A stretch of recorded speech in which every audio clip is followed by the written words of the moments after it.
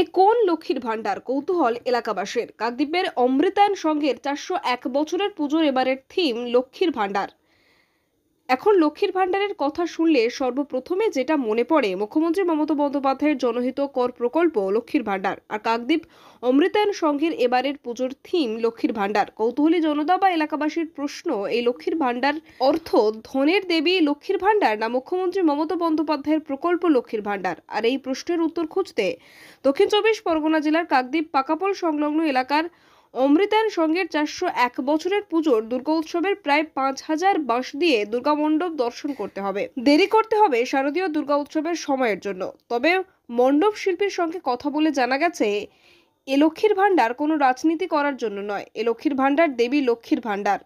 হঠাৎ করে উদ্যোক্তাদের লক্ষ্মীর ভান্ডারের থিম কেন মনে পড়লো, সে উত্তর সময় বলে দেবে। দীর্ঘ প্রায় 62 দিন ধরে কাজ চলেছে, এখনো চলবেই ষষ্ঠী পর্যন্ত।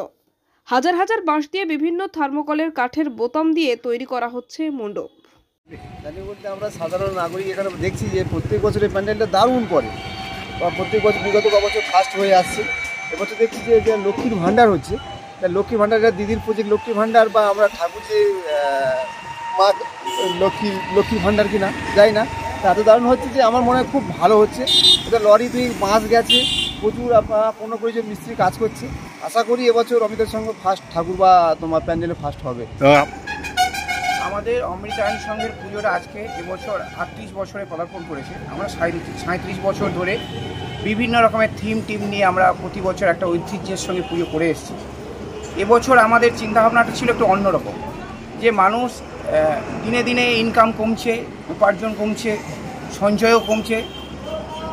আমরা সঞ্চয়ের বিভিন্ন রকম দিক আছে, তার মধ্যেও একটা দিক আমাদের পুরনো দিনের লক্ষ্মীর ভাণ্ডার, যেটা প্রায় অতীতের পথে, মানে বিলুপ্তির পথে। সেটা মানুষ একদম ব্যবহার করা ভুলেই গেছে।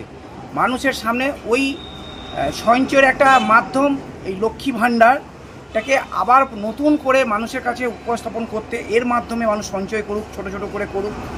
তো আর আমাদের আরাধ্য দেবী লক্ষ্মী, সেই দিকটার সামনে রেখেই আমাদের চিন্তাভাবনা মানুষের সামনে তুলে ধরা। দক্ষিণ চব্বিশ পরগনা থেকে ক্যামেরায় রেবতী মালির রিপোর্ট, ডিএন নিউজ বাংলা।